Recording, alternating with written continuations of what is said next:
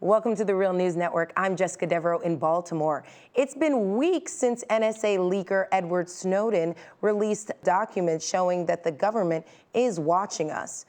The U.S. filed espionage charges against Snowden, and now the manhunt is on.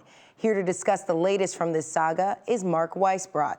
Mark is the co-director of the Center for Economic and Policy Research in Washington, D.C., and he's also a regular columnist for The Guardian. Thank you for joining us, Mark. Thanks, Jessica. Great to be here. So, Mark, my first question is just to be clear, we're hearing a lot of things from the mainstream press, specifically that countries have denied Snowden asylum, specifically China, Russia, Venezuela, Ecuador. Can you clarify for our audience if these countries actually have denied Snowden asylum? No, only a few countries have actually denied him asylum. The majority have said either they're considering it or they would consider it if he were on their territory. So that's what Ecuador said. For example, if he gets to an Ecuadorian embassy or to Ecuador itself, then they would consider an application for asylum and they would almost certainly grant it. Bolivia and Venezuela are definitely leaning towards it. And I think they would grant him asylum too, depending on circumstances. For example, they might want him to be in an embassy too, or they may not. And so he has places to go. I think the main problem right now is the United States is illegally preventing him from traveling. Okay, can you elaborate a little bit more? What are they doing specifically?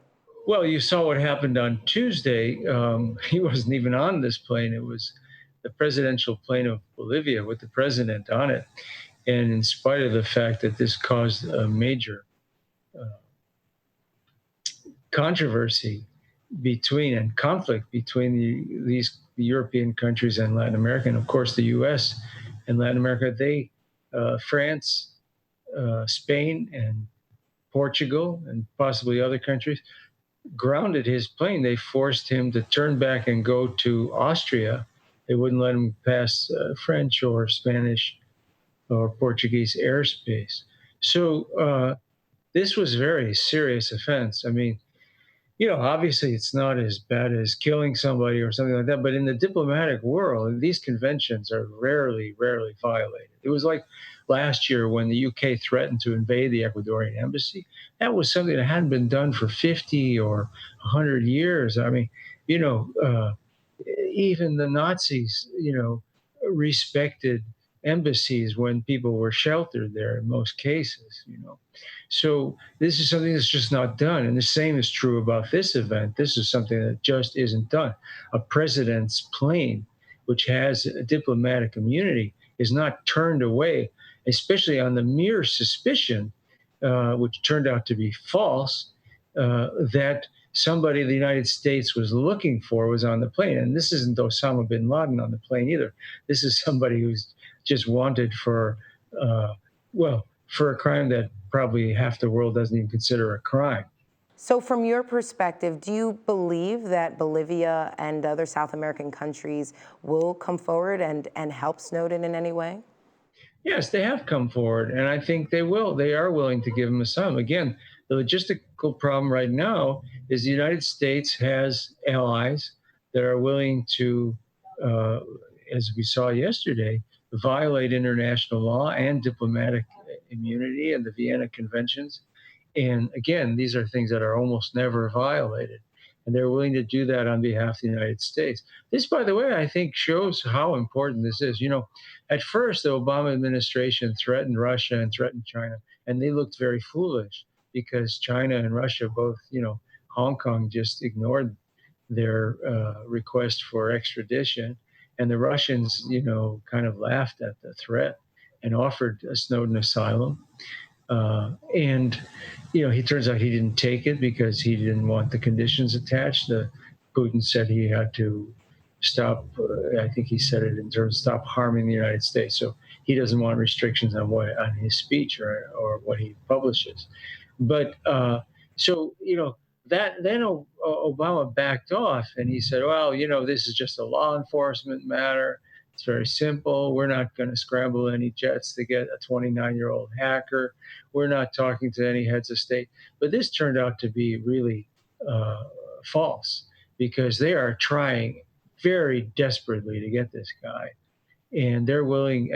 This was the fact that they were willing to and put the presidential plane of Bolivia in danger as well, and cause this diplomatic row. And Spain, of course, France was quite embarrassed about it.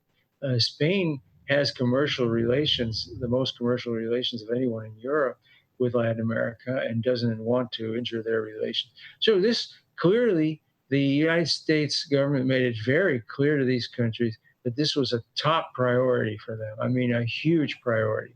And that's what it is to them. It's become a kind of a test of their power in the world. Can they tell other countries what to do? Can they decide what international law is? Can they violate international law in pursuit of this person who they want to capture for political reasons?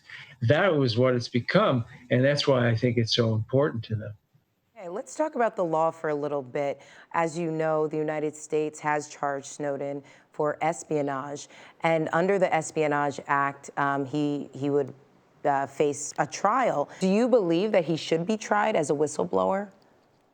No, I don't think he should be tried at all. I mean, what he did was he obviously he told the American people in the world about serious abuses, things that were going on in secret, things that at the very least would require a public debate, but it certainly violated our rights, especially under the Constitution, the Fourth Amendment, and violated the rights of other citizens and governments around the world. I mean, some of the spying they did on Europe wasn't even it wasn't even related in any way to so-called security threats. It was commercial kind of spying, trying to find out information about their trade negotiation strategy. So, and it's caused quite a diplomatic stir there. So, no, I don't think he should be tried. And Amnesty International, which is not the kind of organization that reflexively opposes the U.S. government or anything. They put out a statement from their global organization saying exactly that he's a whistleblower, that he shouldn't be charged with any crime, and that the United States was committing gross violations of his human rights by attempting to block him from applying for asylum, which is his right.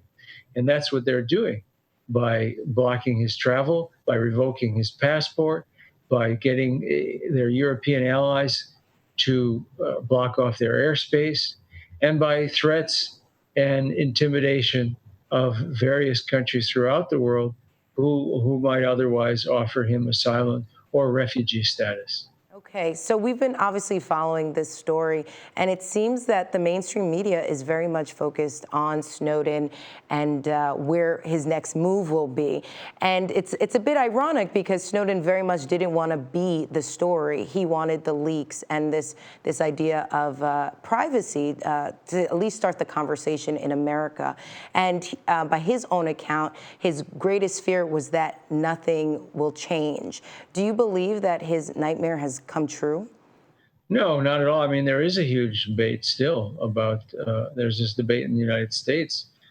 It's in, and then the press is not monolithic on this the way they were on Assange, where they just decided that Assange was the enemy and they went out and tried to make it look like that.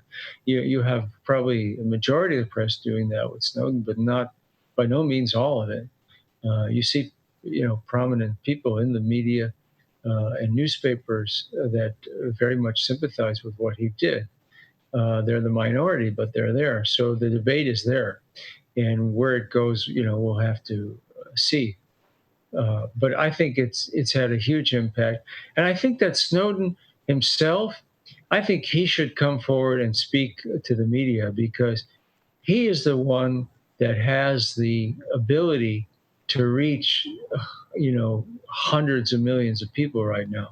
I can write about it, and I am. A lot of other people are writing about it. Glenn Greenwald's writing about it, and but that isn't going to get nearly the audience that he can get himself.